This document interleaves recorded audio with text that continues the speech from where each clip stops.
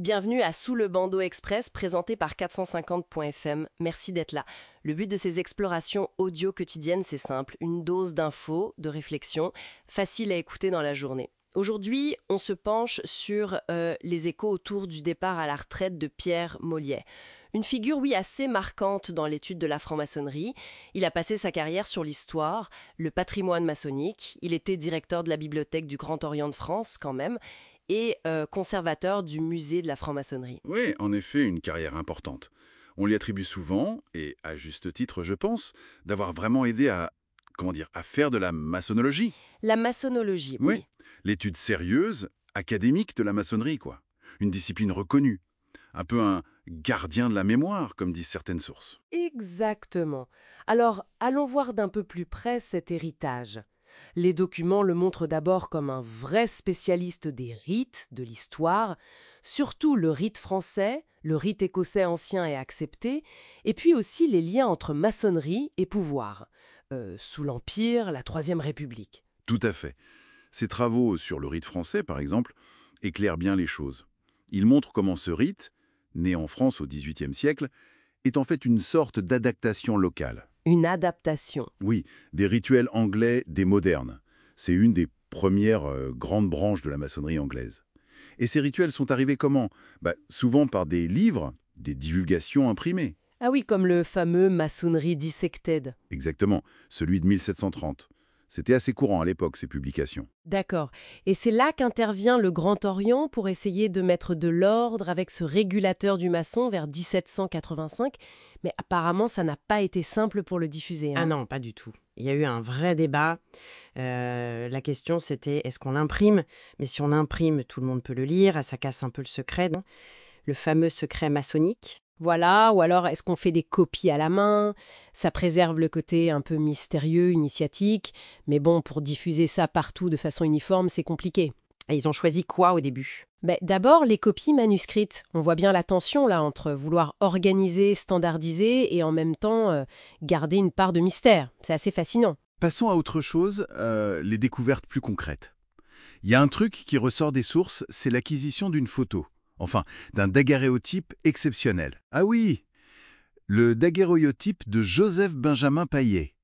Sur son lit de mort, en 1850, il porte son tablier de maître maçon. Et c'est considéré comme la plus ancienne photo maçonnique qu'on connaisse. C'est ça.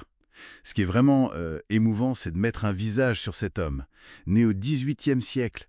Il a connu la Révolution, l'Empire. Incroyable, ça rend l'histoire très concrète tout à coup. Oui, ça donne une présence très forte à cet engagement qui a traversé toute sa vie malgré les épreuves. C'est vrai. Autre trouvaille intéressante mentionnée, une lettre. Une lettre manuscrite du comte de Grasse-Tilly, adressée au maréchal Oudinot. Ah oui, Oudinot, le militaire célèbre pour ses blessures de guerre. Il était aussi franc-maçon et très actif d'ailleurs. Et qu'est-ce qu'elle a de spécial, cette lettre? Ce qui est remarquable, c'est que c'est un des rares documents où Grasse-Tilly, qui est quand même le personnage clé pour le rite écossais ancien et accepté, expose sa vision personnelle de son rite. Ah, et il dit quoi? Il le décrit comme un rite qui doit être ouvert à la raison, aux idées nouvelles de son temps. C'est une vision assez libérale finalement pour l'époque. Intéressant. Ça nuance un peu l'image parfois rigide qu'on peut avoir des hauts grades de ce rite, non? Exactement, ça remet un peu en perspective certaines idées reçues sur les origines et l'esprit initial du rite écossais. Bon, au-delà de l'érudit, du chercheur, les sources insistent aussi sur son rôle de passeur de savoir. Il a vraiment voulu rendre ce patrimoine accessible. Tout à fait. On pense à la grande expo sur la franc-maçonnerie à la BNF en 2016, dont il était commissaire. Oui, c'était un bel événement. Et puis, faire du musée un lieu qui attire. Apparemment, plus de 20 000 visiteurs par an, c'est pas rien. C'est un travail de fond, essentiel pour sortir la maçonnerie des caricatures, des clichés, et la replacer où elle doit être. Dans l'histoire culturelle, dans les sciences humaines. La rendre compréhensible, même pour ceux qui ne sont pas du tout initiés. C'est ça, un travail de démystification et de contextualisation en fait. Alors, si on résume un peu.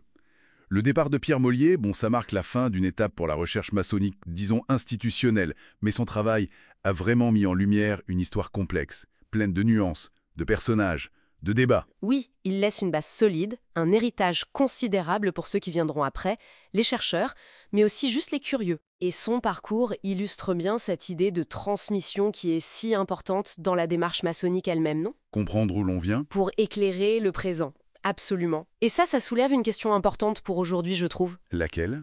Comment on fait maintenant? Comment continuer à faire vivre cette mémoire, à l'interroger, à la partager de façon rigoureuse, accessible, à l'heure du numérique, avec les nouvelles générations? C'est une excellente question pour continuer à réfléchir. C'était Sous le bandeau express. Nous remercions 450.fm pour leur collaboration. Cette émission vous a été présentée grâce au soutien de notre commanditaire premium, Consultante BGH. Pour soutenir notre travail et accéder à du contenu exclusif, rejoignez notre communauté sur patreon.com sous le bandeau. Merci de votre écoute et à demain.